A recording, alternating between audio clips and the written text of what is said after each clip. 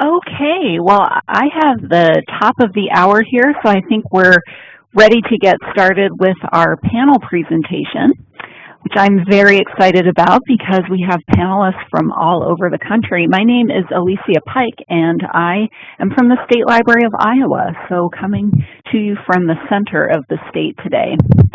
And Dorcas, I believe our other panelists have arrived in the room. I did see, oh, there's Tara, and I did see that Jackie was on our list, and she just needs to be bumped up to panelist role. So those of you who were here this morning and are going to be with us all day will probably hear the same message several times. But welcome to those of you who weren't able to join us in the first hour to our multi-state virtual library conference. Today we're honored to have this panelist of librarians to discuss the ways that libraries connect with their communities more inclusively. So just as a reminder, the event is supported by the Colorado State Library, the Georgia Public Library Service, State Library of Iowa, and the Maryland State Library.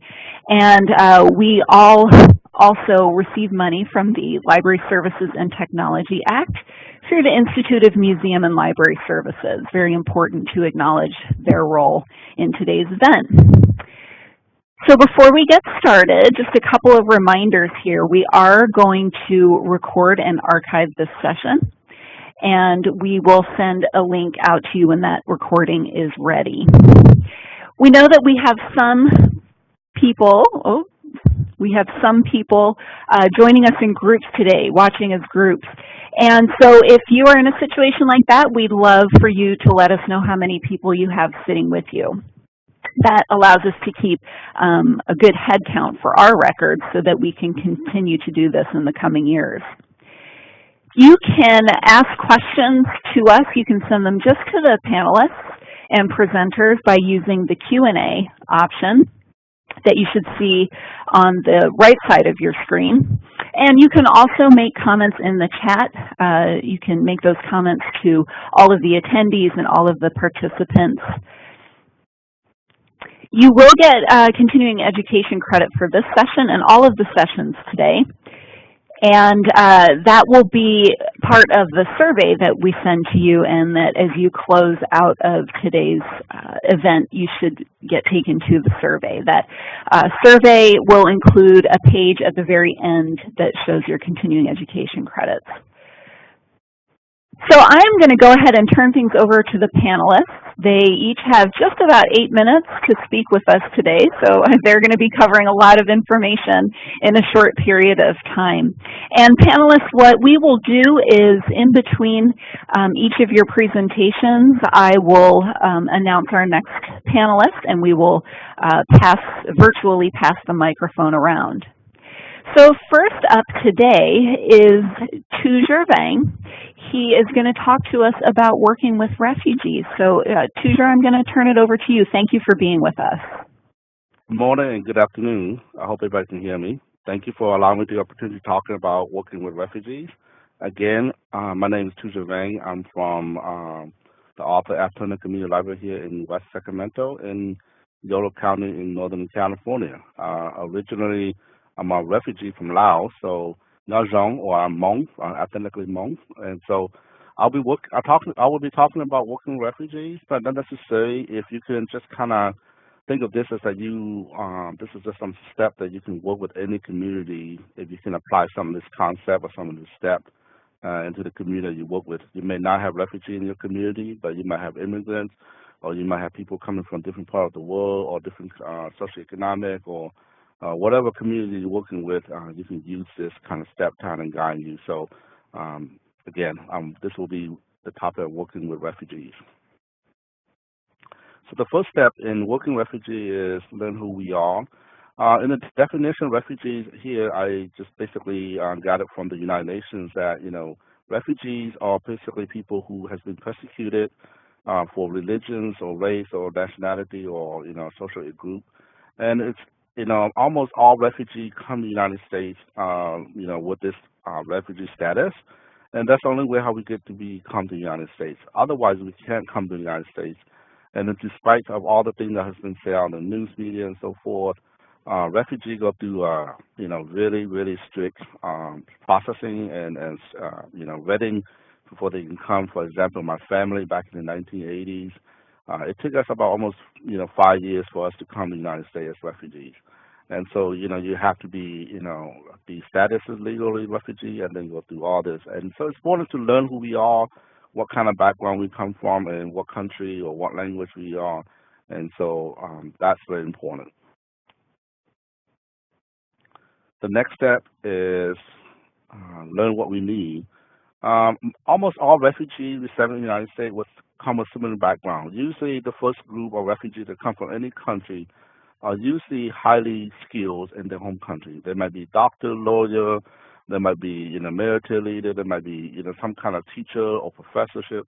But because of the legal status of refugee, they come here and then they come with all kind of issues. They might come in with war trauma. They might come with PTSD. They might come with depression. They might come with nothing. I remember my family and me. We came to the United States to Mobile, Alabama, with a suitcase of our clothes, and we didn't have anything. We didn't even have any money. Some people, I hear stories of immigrants who come here with $20 in their pocket and then turn into millions of dollars later in their life. My family, we came with nothing, literally nothing.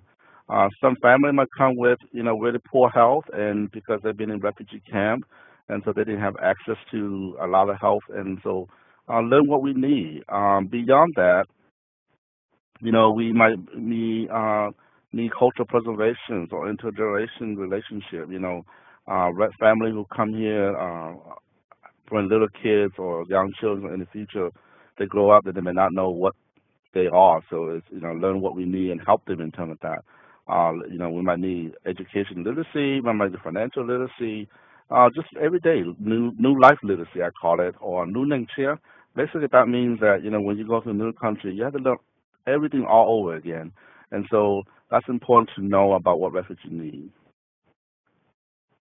The third step is developing a profile and their need.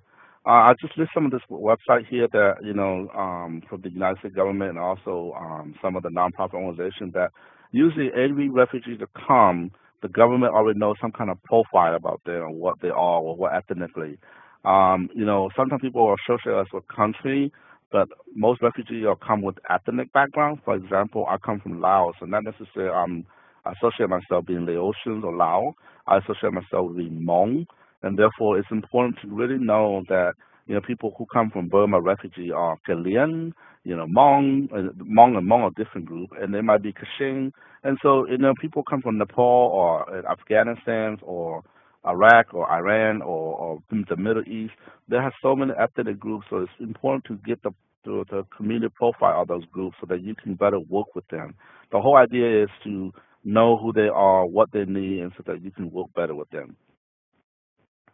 And also, you can also ask the sponsor, and the community member, and you can ask who was the sponsor of your family here, and they will tell you, and you can talk with them.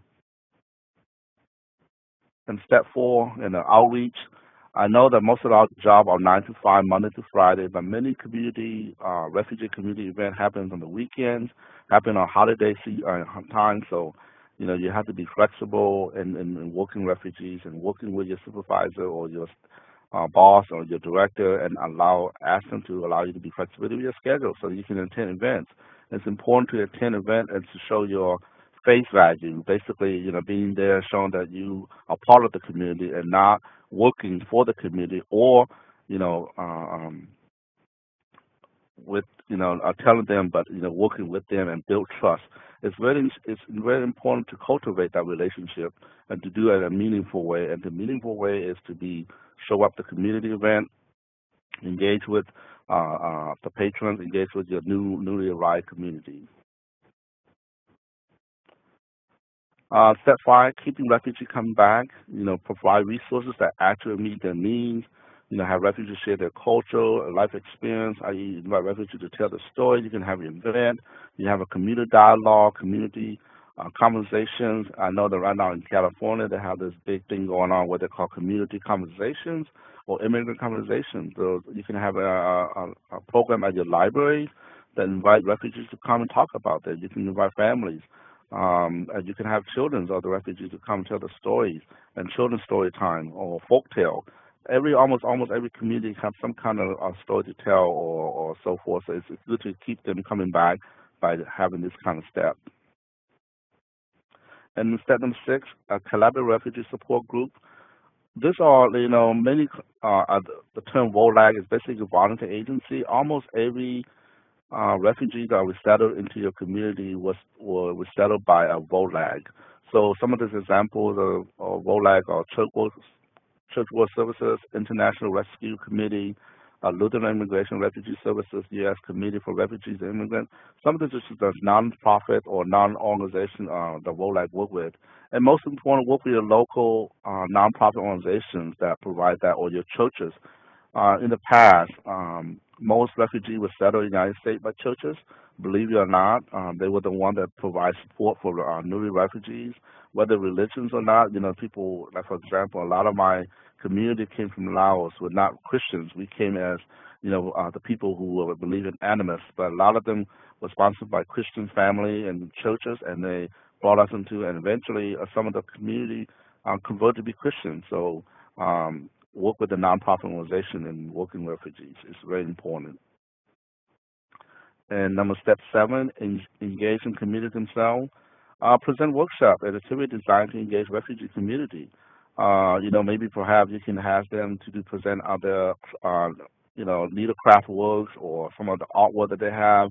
I believe that almost every culture or every ethnic group has some kind of cultural heritage that they can share, art or some of the things that they can share with you. So engage the community themselves. This is really important to make them feel that they're part of your libraries and not just a visitor.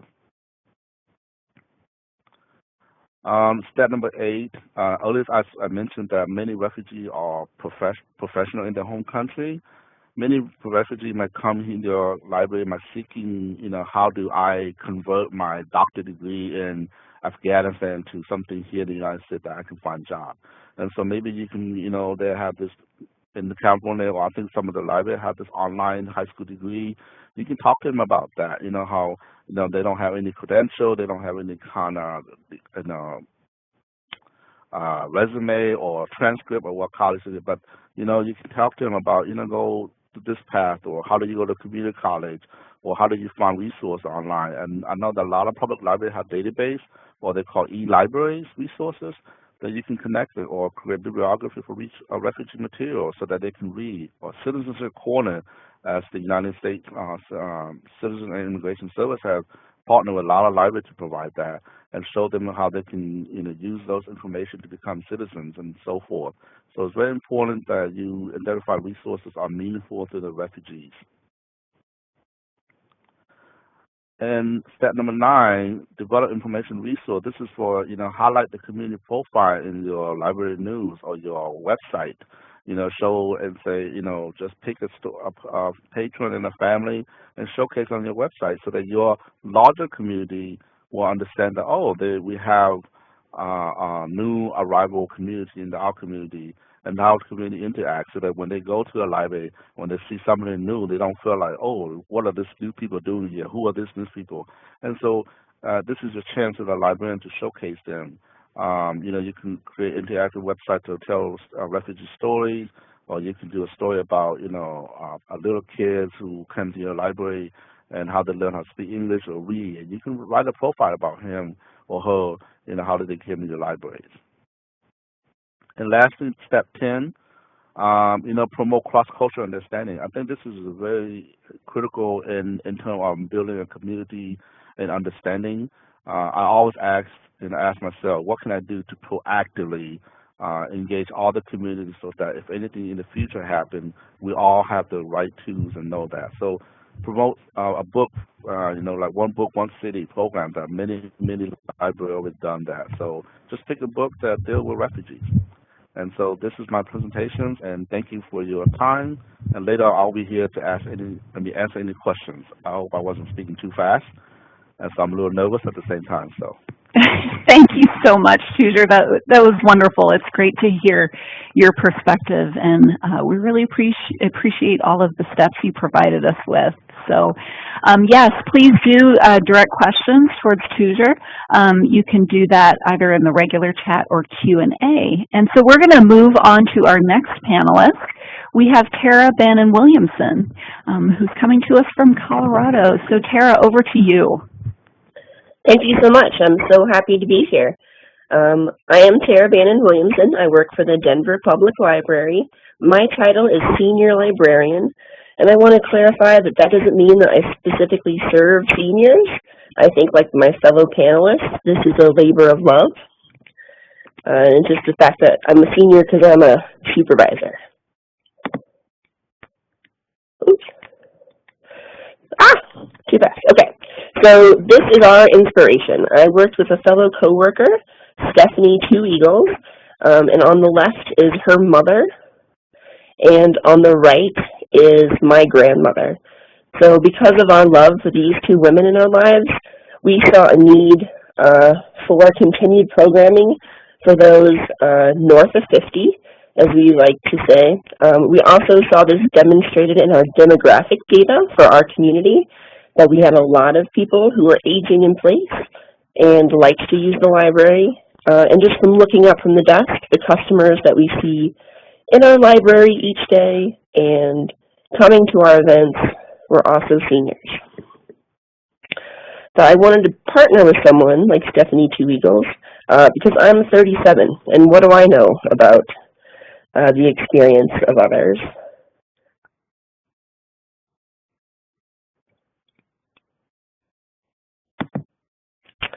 Here are some of our favorite customers. These two hadn't seen each other for years and reconnected at one of our events. We like to use the term north of 50. I've heard that after you get to be a certain age, you don't feel seen anymore. People look right past you, look right through you. And we wanted to call out the program that we were doing with a specific name that wasn't, silver sneakers or anything that had been kind of like used before or too indicative of anything else. And here in the mountains, we thought that something with a geographic, almost adventurous spirit, like north of 50, might appeal to our community. We wanted them to feel seen and know that they belong, and we just really wanted them to feel involved and welcome in everything that we did. Here we have the Voice of the Wood doing a cello concert. I felt it's important to also have seniors represented in the presenters that we were engaging as well. And Shirley, who's the head of Voice of the Wood, she will walk City Park right before their performance and invite everyone that she sees while she's out and about. Here's a picture from our Memory Cafe program. There's a lot of community building and healing for caregivers and also those who are experiencing memory loss. Another group that's come from this is the Lowry Community Singers. That's just a group of people who get together and like to sing, whether they sing in key or off. Getting together and singing promotes healing and joy and something that people may not have otherwise an outlet to in their life. In the description for the Lowry Community Singers, it specifically calls out, we are inclusive, we are diverse, we are memory friendly. Everyone is welcome.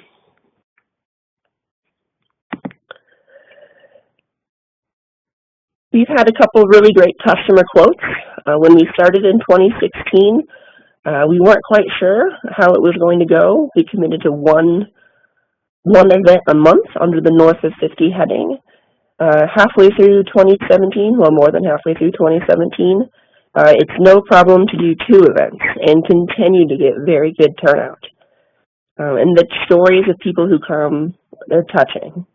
And it's book club, ukulele classes, author events, Tonight we're having a nice National Ice Core Laboratory present on global climate change and what can be learned from ice core samples that are kept here in Denver. This is JP. He attended story time with his grandchild and didn't really see that there was much at the library for him until we started offering ukulele classes.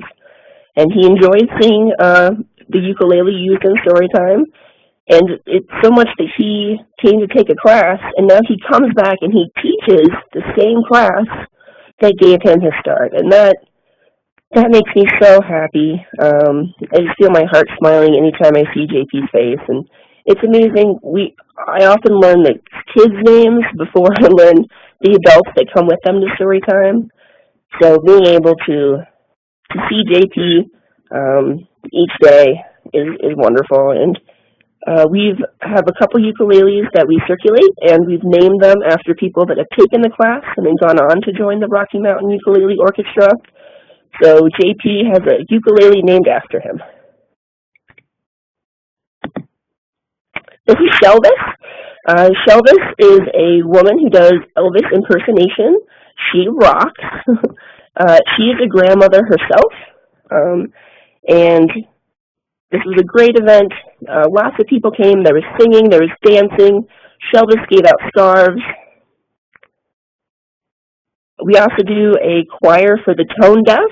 I feel like that's the step before the Lowry Community Singers, where we learn more about breathing techniques and how to use our instrument. And someone that had been kicked out of their church choir comes to ours and said that the library was her church now. I feel like singing, dancing, and laughing are enjoyed by all generations. Here's two more pictures from some events we've had.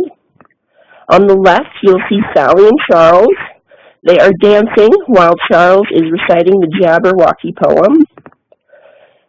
I didn't ask anyone to come dressed up, but at our Downton Abbey farewell party, they just automatically came in costume. And on the right, just to kind of prove that there are no stereotypes when it comes to those over 50, this is a comedy event. This is 18 and over. There is adult language and other adult situations mentioned in the comedy. We don't censor the comedians.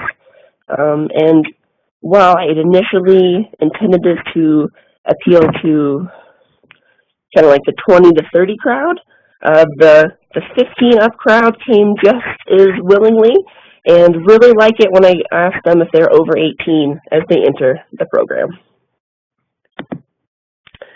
So just some best practices. These are not the population that are just sitting around waiting for things to do. They have lots of opportunities and options, and we want to honor that. And so by providing consistent timing, they're able to work this into their schedule. As you've seen, we've included a lot of variety. I feel like a stereotype might be that, oh, they just want some knitting programs. And I would defy that stereotype and say that they are diverse and interested in many different topics, and the best way to find out is to talk to them and find out what they want. I do find that they don't really want to come out at night so much, especially in the winter. There are mobility issues, driving at night, slippery sidewalks. I don't particularly like going out at night in the winter either. So if I am going to ask them to come out, they want clear titles and descriptions. They want to know what they're getting out for, and I don't blame them. The details matter. I try to provide some room when I'm setting up the chairs, a clear aisle for good mobility, and a little bit of space between the chairs. Really, you just want to keep your eyes, ears, and heart open to whatever they want to tell you, making time before and after the events to mingle, let them know that you're the one that planned the program and that you're open to all of their feedback. And the best way of getting the word out is word of mouth. This is Sally. She's our guardian angel. She says that we are hers, but she is actually ours. We've helped her find heart surgeons, a new car, and give her lots of new books and British cozy mysteries to watch on TV. Thank you so much. It's been a pleasure to tell you about the programs that we are offering for the seniors in our community and those that are north of 50 and those that love them. Thank you so much, Tara. Those are some wonderful ideas, and particularly for those of us in communities where we see our demographics aging quite a bit. So thank you. Great. So we're going to keep moving here. If you have any questions or comments for Tara, please share them in the chat or in Q&A. Next up, we have Asha Haygood. She is coming to us from Georgia today. And so over to you.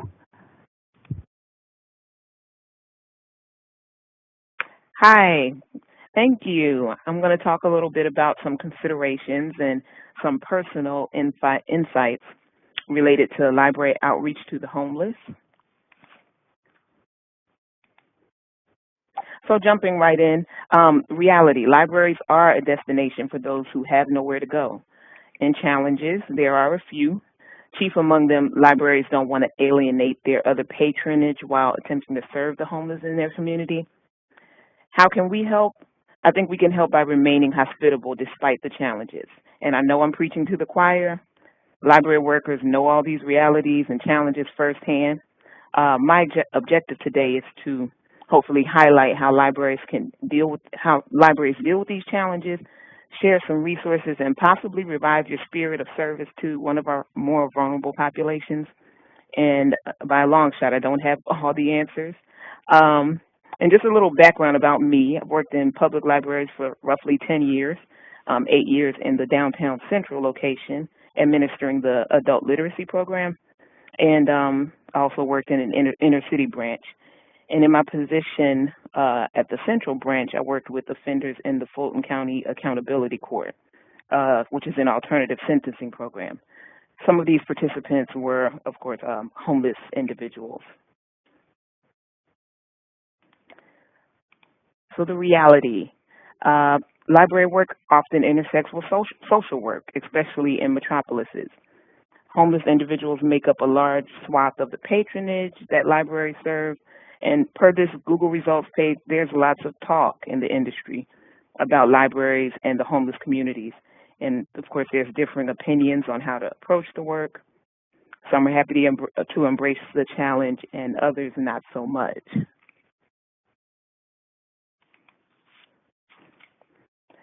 But despite how libraries feel about their homeless patrons, it's safe to say that we have a shared mission, and that's to make information accessible to all.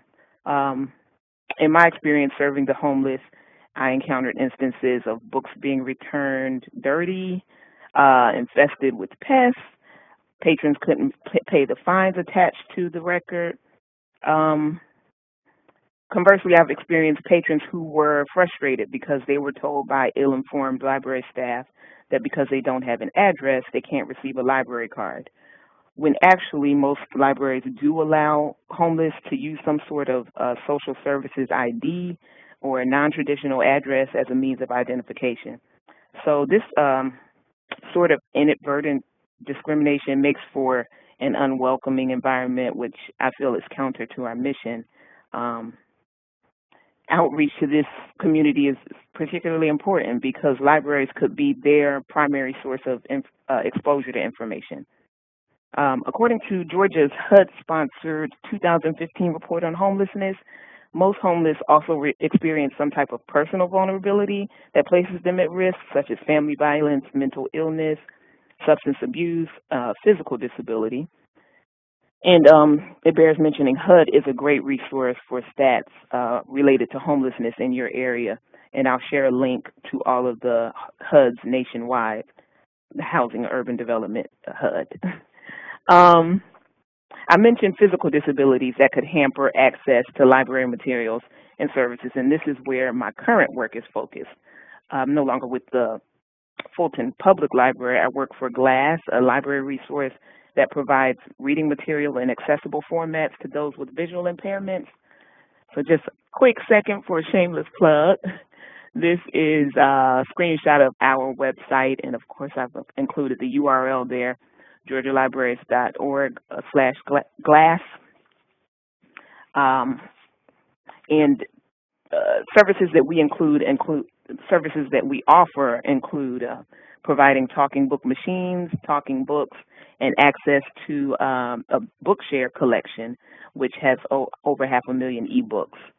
also assistive technology kits for libraries, and many other resources. And each state has its own semblance of a talking book library, so that's worth looking into within your state if you're not already aware of it. How we fit in. Some libraries are embedding social service professionals into the actual library. Nationwide, we see libraries addressing this need, the need of this special population, and embracing their role as a safety net. So in San Francisco, DC, Philly, they're hiring social workers to work in the library and assist with the needs of homeless. New York and Denver, they have outreach programs that bring training services to the shelters and educate residents about library services. So another opportunity to kind of plug the library right there on their home turf. Barring that, you see some libraries that will have a designee on staff that just deals with everything social service related.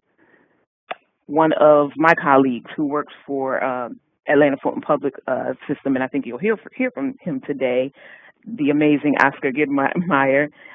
He regularly sets up shop in an open air reading room in one of the parks that we have here in Atlanta that's heavily frequented by the homeless, in order to just stay in touch with that population and have a pulse on the finger of that community, a finger on the pulse of that community, I'm sorry.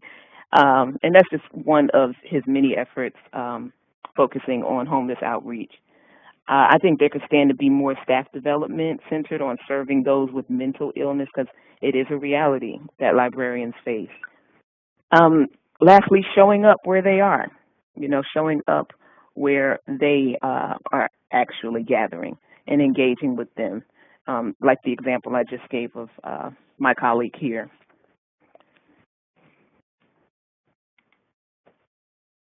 Challenges.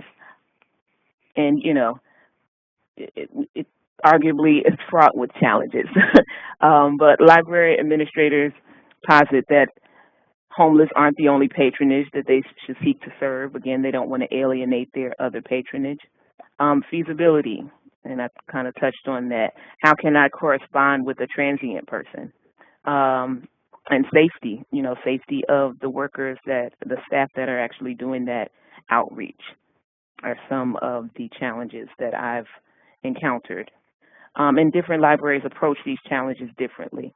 It is challenging. Homeless individuals may misuse your facilities in ways that are alarming to the greater population. So there's been some talk in the industry where libraries actually plan to have their architecture be less inviting. One library called it defensive landscaping, because to discourage homeless loitering. But alas, every reader his book, and book here is used as a stand-in because in many cases a homeless person's greatest need might not be an enticing read.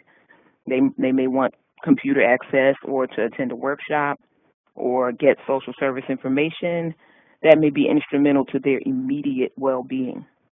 And I just want to quickly call your attention to the quote from a Washington Post article, and the librarian was just kind of mentioning that, this was her aha moment about how important the work that she did was to this patronage.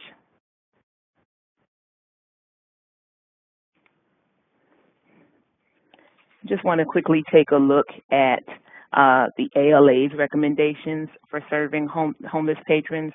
And this is just an excerpt. You can find the complete listing. I included a link at the end, and just highlighted some of the ones that stood out the most. The program should implement staff training to facilitate the development of empathy and understanding of the social and economic problems of some library users. Skipping down to number 3, your policies shouldn't target specific users or groups of users based on an assumption or expectation that such users might engage in behaviors that could disrupt library service. We can't discriminate and have that stop us from extending ourselves to this patronage. Lastly, best practices to do the work. And these are just things that I've gleaned in doing outreach work, first with the Fulton Public Library and now with Glass. Have patience. You have to have patience in doing this work and attempting to partner with agencies in order to serve the individuals in their scope. They might not always be responsive. You might have to keep driving the conversation. In my experience, they are interested in getting support for their clients, but they aren't fully confident that we can help with what they need. So just talking frankly with them is the best way to go about that.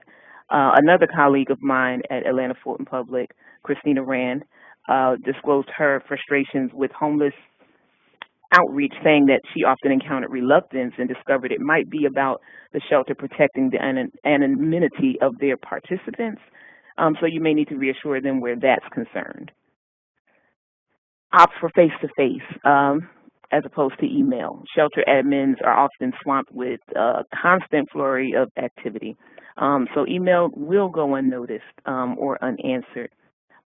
Face-to-face, even sometimes I'll pop up and they always express, delight that I just came because they were like, oh, your email was sitting there. I've been meaning to get to it.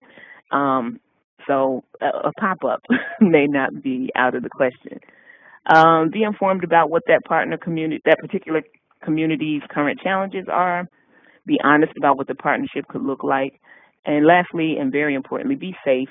Never work alone, going into the field and doing actual foot outwork, outreach. Never work alone if you can help it. Let people know who you are almost as soon as you can. Be a minimalist. When I go into the field, I really don't take anything that's not fitting in my pocket. And be warm, genuine, and ethical, because establishing partnership requires establishing trust. And here are the links and resources I referred to. They'll be included in those slides that I believe all participants can get. And that's it for me. Thank you so much, both for sharing your approach and also for sharing some of these wonderful resources. Really appreciate it. So once again, any questions, go ahead and pop them in the chat or Q&A, and we're just going to keep moving forward. So next up, we have Jackie Jordan from Iowa. Over to you, Jackie. Good morning.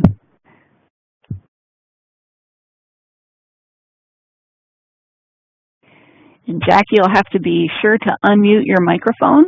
I think I see that you're still muted. There you go. Okay. Alrighty. So I'm actually very pleased to be part of this state conference for libraries. I do believe out of the libraries that we've just heard from, I am probably the smallest, most rural public library. So I'm going to skip a slide here. So as you can see from this population, Marengo, Iowa is right there with the star. I've been the director of the public library here for about 3 years, and before that I taught preschool at the local elementary school. So complete polar opposites in career changes, but I can retire a librarian, probably not a preschool teacher. So looking at this map of Iowa, Marengo has a population of about 2,500 and is roughly 3 square miles. We actually only have one flashing stoplight. So to put the town in perspective to those of you who have no idea how small can be, my daughter just graduated high school in a class of 26 students, and my son plays on the high school football team for an 8-man football team. So it's very, very small, very, very rural. But, living and working in a rural town gives you a different perspective of community members than those who work in larger areas. You get to know your patrons on a more personal level, some good things, some not so good. And as in many areas across the United States, Marengo is not immune to people losing their jobs and having a difficult time finding new places of employment. But what sets rural communities apart from the larger ones is the lack of public transportation, lack of support services, and the lack of available full-time employment. Sometimes you feel like you get stuck on a hamster wheel and can't find your way off. No job, no transportation means you're struggling just to keep food on the table for your family. In this slide here, Our library has partnered with an organization called HACAP that brings a fully stocked mobile food pantry to our library once a month. The library provides the volunteers and the space to help facilitate this monthly event. We have utilized students from the local high school, business owners, city council members, and city administrators to help us distribute the food to our patrons that come to our pantry. We are lucky enough to have a large lot behind our library that we can distribute the food from. During the winter months, we actually started using our City Works building just because it was large enough to hold the truck. Then last month, I started taking anything that's left on the mobile food pantry and delivered it to our local senior housing, because this group of community members, from what I was hearing, were having trouble getting to the pantry due to transportation or mobility issues. So I just took that upon myself to just fill my own car with the food and put it where it needed to be. I'm really, really pleased to say that the pantry has had such great success in our area that 4 surrounding rural counties now have the same mobile food pantry coming in once a month. So we also are very, very fortunate to have a school district, while being small, provides meals for anyone from ages 1 to 18, free lunch from the beginning of June to mid-July. Last summer, I started thinking about the kiddos that we have, that we like to call them our drop-in kids. It might be free daycare to some, that I felt that maybe this was their only way to receive a good quality meal during the day. So I approached our Ministerial Alliance, which is a board of local ministers, and asked if they would be willing to provide the food to distribute to the children that come into the library. And then as a staff, we pack the bags and distribute the food to the community during the day.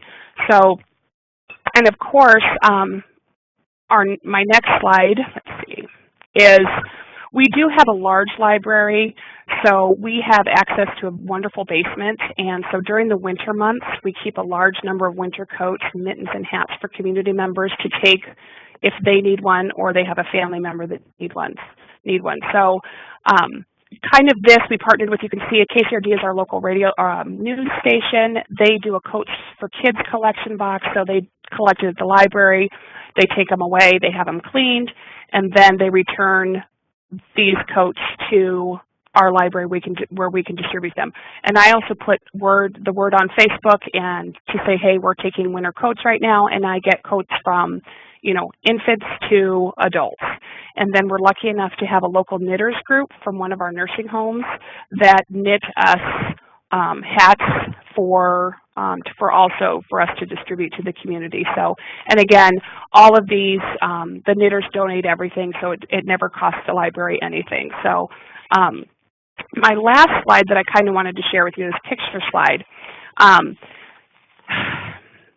During the school year, one of the ways that we try to keep foot traffic moving in our library and keeping us relevant with the community is that we have artwork that we display from the local students, and that we feel like this gives their parents and family members a reason to come visit the library.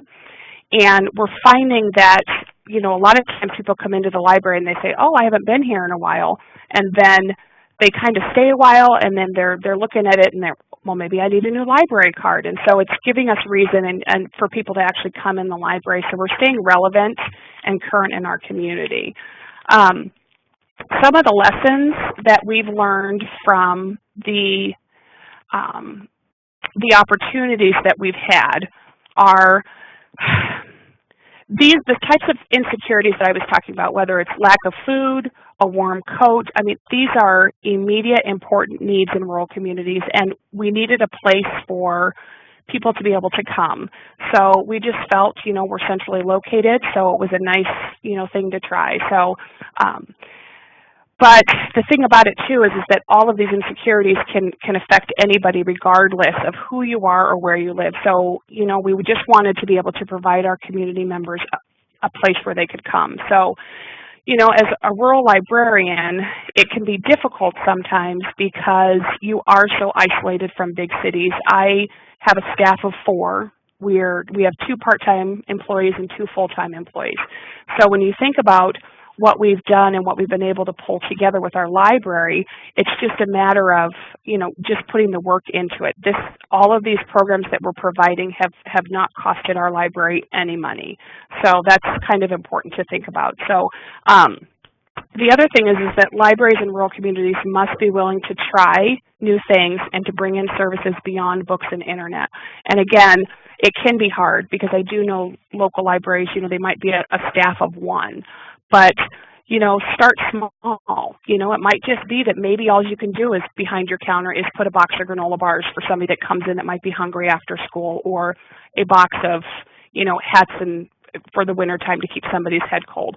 But, everything that we've done here, we partner with somebody else. We're doing nothing, absolutely nothing alone. And the only thing that it's costing the library staff is their time. So my main reason, you need to give your community members a reason to come in to use your library. Libraries need to stay relevant and present in their community. As librarians, sometimes we get set in our ways and, step outside your comfort zone a little bit. In my own personal life and my professional life, I've learned that when I take that chance and I step outside my comfort zone, that's where I grow the most, and that's where I've been able to give back the most. And stay open-minded too. Rural communities, it can be tough living in a rural community because somebody might be from that family, or keep an open mind. Everybody that comes through these doors need to be treated with respect and dignity. The other thing is to kind of, don't ignore what's going on. Listen to what your patrons need. If somebody's saying, like, for example, listening and going over to the senior dining or the senior housing, was a matter of just listening and then just deciding to do it. And be a place for information. If you don't have the space, get in contact with your local service providers, whether it could be your local KCAP center or the United Way or other food banks in your area. And if you can't provide the stuff, just provide the information. Here is a telephone number for you to call if you need something.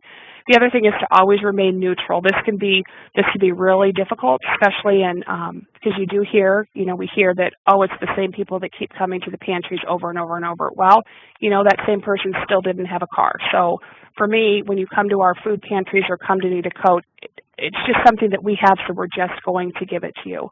And then the other thing is, on this slide right here, ignite and be that change in your community. It might just be that you just volunteered, at that elementary school doing something. Be present in your community. Let people know that your library is here to stay. Your library wants to give back to the community. And the only thing on this chart I firmly believe is that a librarian cannot change is the location of your library unless you are getting a new building, which most of us are not. So everything else on this little chart that I made, you can make a change in your community. And our library, the Marengo Public Library, was Andrew Carnegie's smallest library that he donated money to in 1904. And this saying right here, a library outranks any other one thing a community can do to benefit its people. It's a never-failing spring in the desert. So my thoughts are, and my suggestions are, start small. Don't be afraid to fail, because sometimes when you fail, you learn from failure too, and it might not work one time, but keep trying, and don't be afraid to. One of my favorite sayings is ask for forgiveness, not permission. So if somebody comes to you and says, I have a box of 100 hats that I just knitted, can I leave them here? Say yes. Don't go to your boards later on and say, this is what I did. So, because more than likely your boards are going to not say, oh, we don't want to be that kind of service provider in the community. So that's pretty much all I have. I apologize, my slides are simple, but I think the information, the main thing is that to remember that we are a very, very rural library, so what we are doing, it's possible to do in a large library. It's also possible to do in a library of one. So I think that's everything I have. Thank you very much for letting me participate today, and I'm thinking my slides and contacts will be on the information at the end of the day. So. Thank you so much, Jackie, for sharing your story. No need to apologize about your slides. My goodness, it was your story that we're that we're most interested in. So thanks very much. I'm seeing lots of great comments in the chat right now. I have gotten a couple of questions in Q&A about contact information of our panelists. So they've shared such great program ideas that we will try to pass along that contact information to everybody so you can ask questions to them personally. If you have any questions, please feel free to put them in. I do have a question for all of our panelists. And a couple of people brought up, I think it was Asha, you talked about staff training. And I just wonder if any of you have come up against any staff resistance to some of these programs, and what are some of the things that you were able to do to overcome that, if you experienced it at all?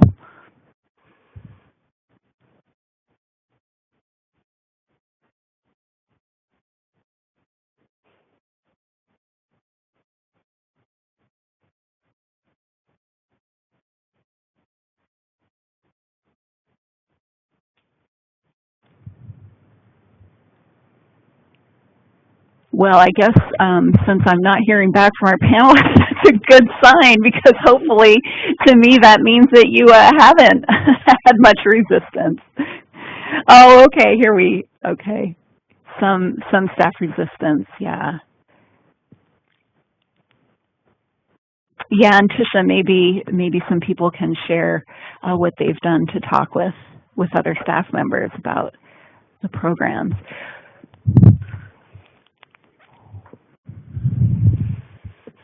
You hear me? Hello? Yes, Oh, okay. Hello. For refugees, I know that some of the staff have made comment like, who are these people and so forth, and also kind of like, they're not behaving in the library or so forth. So I try to remind everyone of our mission and why we are there. And then during staff training, we kind of, talk about it and have an open conversation about it. And so it's just being honest and on the table with your staff, and then educate them or work with them or work together as a team and really provide, remind everybody why we're there and what is our job as librarians, or what is the purpose of the library in the community. And I think that usually done the trick and get everybody on board. Great, thank you.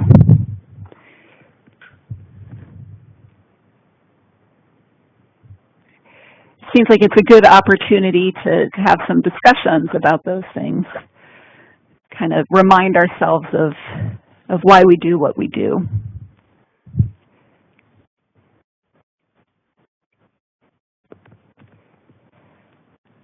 Okay, well, thank you.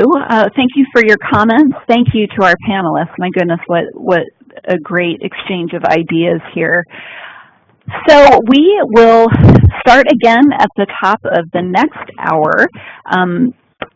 If you have any other questions, be sure to contact your state library's continuing education coordinator. Like I said, I had some questions in the Q&A about contact information, so we'll make sure to make that available.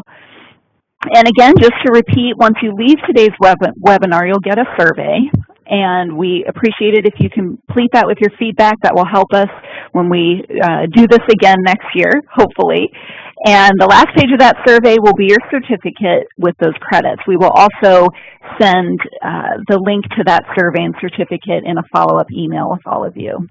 So our next session starts at 11 a.m. Mountain Time, 12 Central Time, and 1 p.m. Eastern Time. And we will hear about a Girls Who Code program. Very much looking forward to that.